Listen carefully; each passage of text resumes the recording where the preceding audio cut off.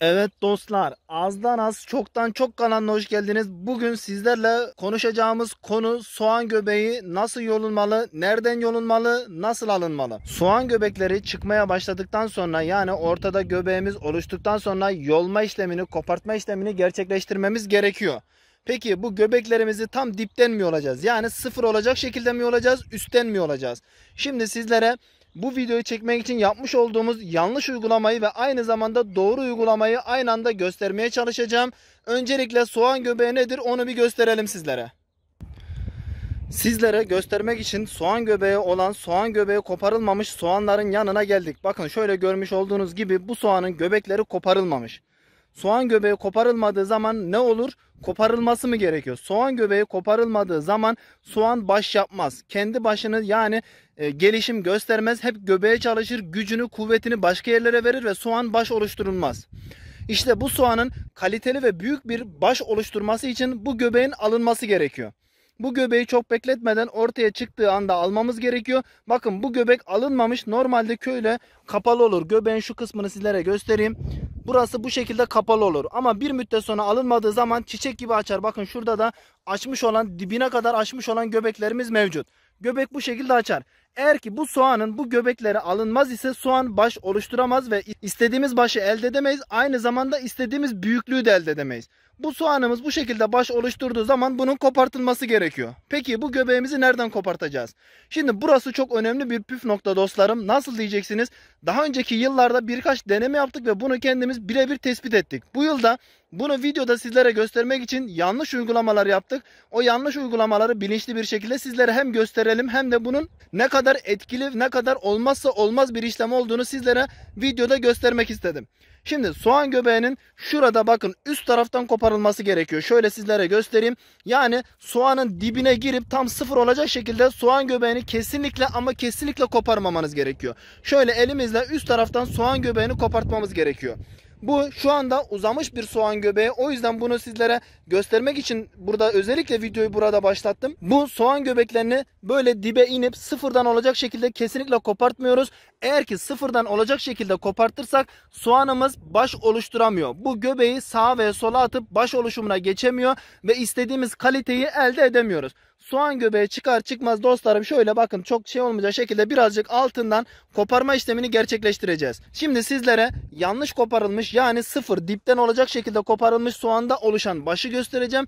Aynı zamanda bu şekilde yukarıdan kopartılmış olan soğan başını göstereceğim. Şimdi burada bu başı alınmayan soğanlardan birkaç tanesini çekelim. Bir baş oluşumu olmuş mu olmamış mı onun gösterimini sizlere yapmış olalım.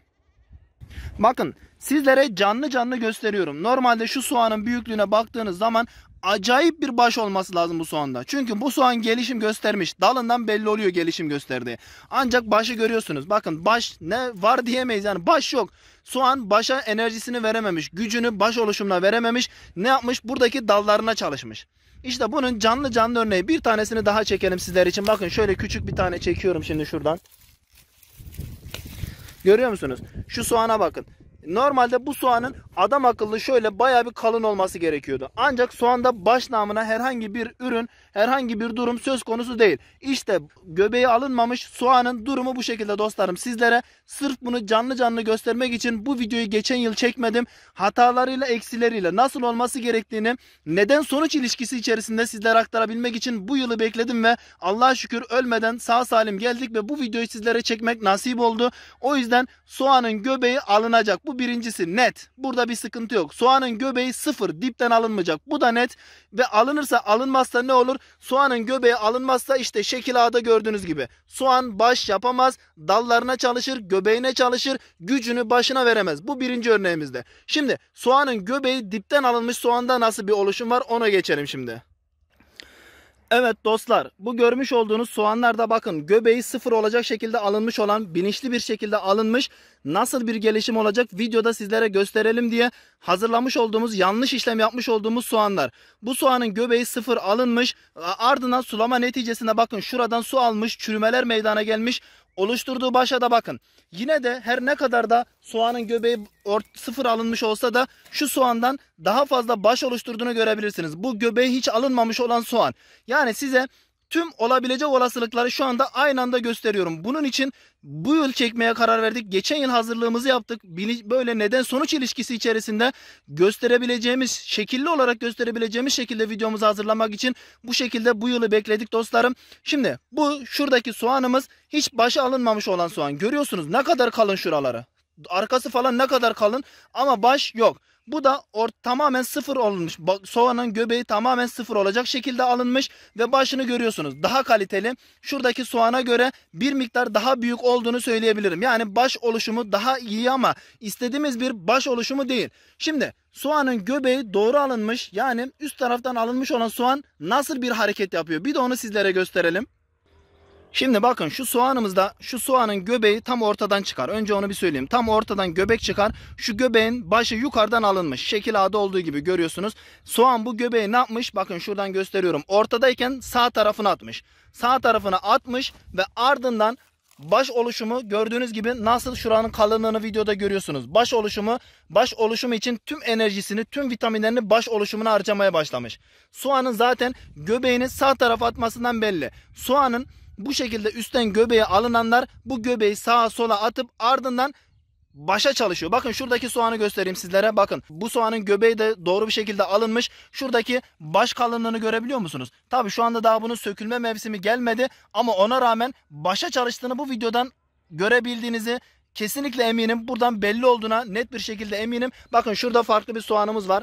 Yine soğanın baş göbeği yukarıdan alınmış. Bak soğan ne yapmış? Bu alınan göbeği sol tarafına atmış. Sol tarafa atmış. Tekrardan kök çalışmasına başlamış. Kökün kalınlığını kameradan görebiliyorsunuzdur diye düşünüyorum. Köküne çalışmaya başlamış. Bir tane daha örnek göstereceğim. Son bir örnek. Bakın bu soğanımız da aynı şekilde göbeği yukarıdan alınmış bir soğan. Şöyle gösteriyorum. Alt tarafa doğru bakın nasıl kalınlığı görebiliyor musunuz? Kameradan belli oluyordur diye tahmin ediyorum. Soğanın diyor ki ben artık köke çalışıyorum diyor. Bu mesajı veriyor size. İşte bu mesajı alıyorsunuz. Şimdi soğanın göbeği hem doğru şekilde alındığı zaman bakın orta tarafta yeni sürgünler çıkıyor. Soğan bu göbeği sağa veya soluna atıyor. Artık ne yapıyor? Baş oluşumu için tüm enerji ve vitaminlerini başa aktarıyor. Bu şekilde soğanda baş oluşması gerçekleşiyor dostlarım. Bakın şuradaki şu sıramızda başı soğanın göbeği doğru alınmış olan bir sıramız. Şöyle sizlere diplerini göstermiş olayım. Kaliteyi, o dipteki kalınlığı zaten gördüğünüz zaman diyorsunuz ki tamam bu soğan artık başa çalışmaya başlamış mesajını bizlere veriyor. Şimdi bakın şurada bir tane yine aynı şekilde üst taraftan alınmış olan soğan göbeğimiz mevcut. Bu soğan göbeği de bakın alt tarafa doğru baktığınız zaman kalınlığı görebiliyorsunuz.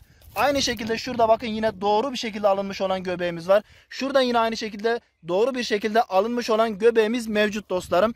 Evet dostlar bu konu basit bir konu gibi gözüküyor.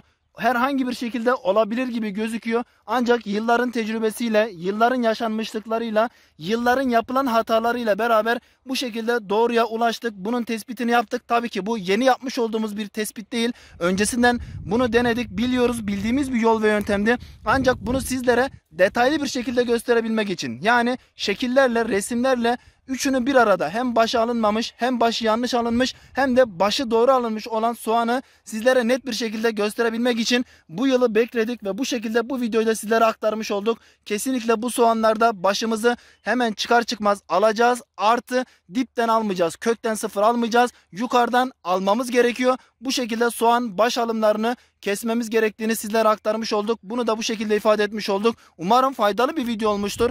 Kanala abone olmayı ve videolarımızı beğenmeyi kesinlikle ama kesinlikle unutmayalım.